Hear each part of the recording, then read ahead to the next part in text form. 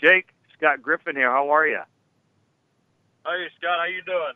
I'm doing good. I appreciate you hanging out. I was wondering why you're not here at the Regions Tradition in Birmingham, because I'm looking at Barker, John Parker, Brody Kroll, Greg McElroy playing, and there's no Jake Coker here.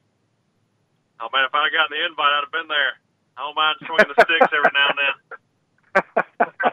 Do you play golf? I swing a golf club. I mean, the ball goes a long way, but I don't know where it's going. You'd rather sling a fishing rod, right, than a golf club. Yeah, now this time of year, when it's this hot, man, that's doing either one in the middle of the day is tough. Tell people what you're doing before we start talking a little football. What are you doing these days? I'm working down in Mobile at Cooper T. Smith. We do all kinds of stuff, barging to tugboats to work. We're contractors inside paper mills. We do all kinds of stuff. So staying busy. You're not using your celebrity at all, are you? No, not too much. Not too much. This is my ring, in case you haven't noticed. Yeah, that comes in handy in the business world. What about this announcement just a little while ago? I'm sure you've heard by now. Bama, Texas. We were sitting here coming up with games guys would like to play. What's your take on that? And you guys have always played, one of the marquee teams every year. My first take was it's cool, but I want to see something I haven't seen in a while, like a Bama Miami and a Bama Oklahoma or something. Is that too much to ask? Or heck, I never did like the opening games against a small school or a school you're going to. I didn't like any of the. Honestly, I never liked playing any of those games, no matter where it was on the schedule. I always loved playing those. The Texas games, or we played Wisconsin opening. My senior year. Yeah. But as long as you're playing somebody, Texas, one of those historic teams, and Notre Dame, I'd really like to see that again. I always like watching Alabama beat Notre Dame. So, anytime you get one of those historic matchups, I always enjoy, watching it. Oh yeah, and look, I'm not complaining. It just, I think Bama Miami sounds cool, and McCarron's last game against Oklahoma, Alabama still has a little bad taste about that in their mouth, I'm sure. So it'd be nice to settle that score a little bit. Oh yeah. Well, it's always, whenever Alabama isn't playing a national championship, it is kind of a down year or whatever. And I think if we got them, in a regular season game, it'd be a little different. No doubt. And there's stuff I want to ask you. I haven't had a chance to in a long time. You transferred to Alabama. They're winning titles. That's your lifelong dream. We all know that story. Was there pressure to win a title when you're winning titles at quarterback at all, or did you somehow get that out of your mind and just try to win every game week to week and do the things we always hear you guys talk about? Yeah, I mean, the focus is definitely week to week, but at the same time, I know for me, you can't escape from that reality. After that Ole Miss game, that was tough because I thought that, I didn't think. I worried that might be our last chance. If we lost that game, then we wouldn't be in the national championship. We lost and ended up going undefeated for the rest of the year and made it. But, there's definitely pressure there to win a national championship because that is Alabama in the last decade. Ever since Coach Saban's been there, if you're not in the national championship, then it's pretty much a disappointment. And that's how I would view it no matter where I was playing. If you're not playing for a national championship, then there's really, and if you can't come in first, then what's the point in playing? Bowl games are cool and all, but if I'm playing, I want to be, first. I want to win the championship. Oh, no doubt. And as you look back now, obviously that mess became the greatest message you could get. You worry about it at the time. At the end, as you look back, you probably think, well, that was one of the best things that happened to us because now we're re-energized, refocused, right? Oh, yeah. Yeah, well, even that national championship game against Clemson, I remember the first half I was playing very conservative, and I just remember like right after I missed the throw to Calvin, I was like, I mean, in my head, I was thinking, you know, if you don't pick it up, you know, you're going to be the first quarterback to lose a national championship for Coach Saban. And I was like, that can't let that happen, you know. And I started getting a little more aggressive, and you know, the whole team, I think, probably had the same mentality, and you know, we came back and ended up winning the game. But yeah, it's definitely something that always sticks in the back of your head. Can you say that it was kind of like a microcosm of your career at Alabama, because you came on board from, you know, home guy coming home and great talent, David Morris coaching you, and you come in and you lose the quarterbacking job your junior year. And not that I thought you'd be out of it mentally, but obviously you didn't expect to do that. How did you stay in tune, stay focused, stay the course to be ready to capture that, you know, the next year? Yeah, I mean, there were definitely a lot of tough times, you know, during that. You know, Blake is one of the, you know, I got a lot of respect for Blake. He's one of the best guys you could possibly play behind, because he's not selfish at all, and you know, he's just the kind of guy who is very easy to pull for and very easy to respect.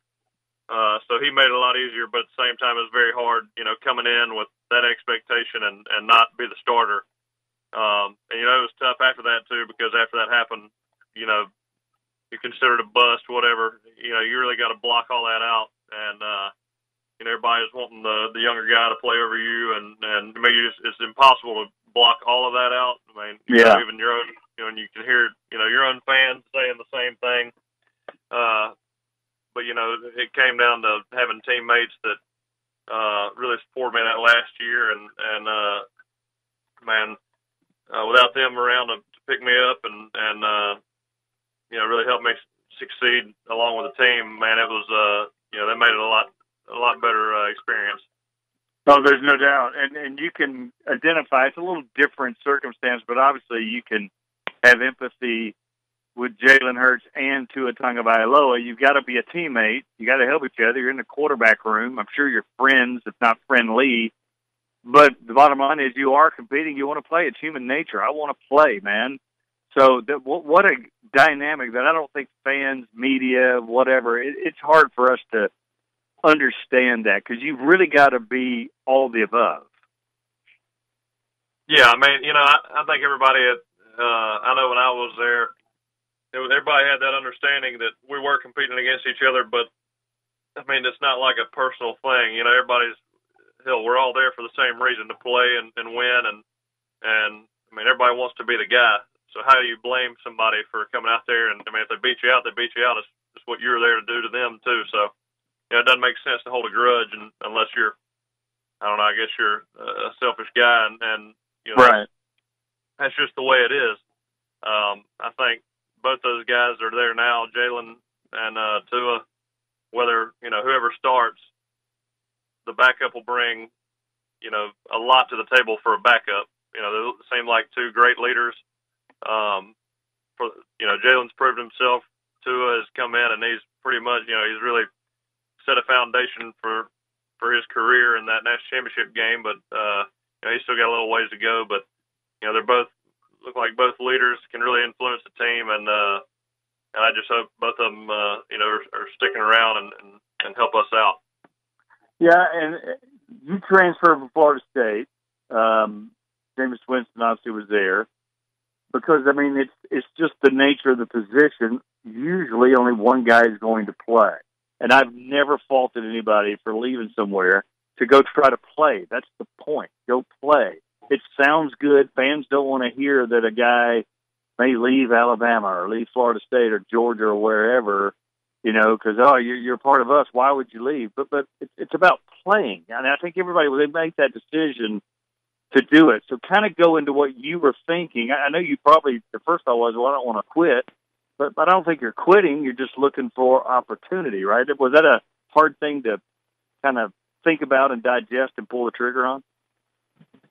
Yeah, I mean, you know, the hardest part about it was leaving my teammates at Florida State, because I have, you know, some of my best friends, you know, I'll be lifelong friends with, guys that'll be in, you know, a ton of the guys that'll be in my wedding from Florida State. And they just mean a lot to me. It was very hard to leave those guys, and that's probably what made it the toughest for me. Yeah. And leaving those teammates that, everybody just, it's hard to, you come in and you're bought in, and it's hard to leave those guys after 3 years of working with them every day and sacrificing so much time and effort with those guys. So it was real hard to leave, but, Jalen was a year younger than me. I mean, Jameis was a year younger than me.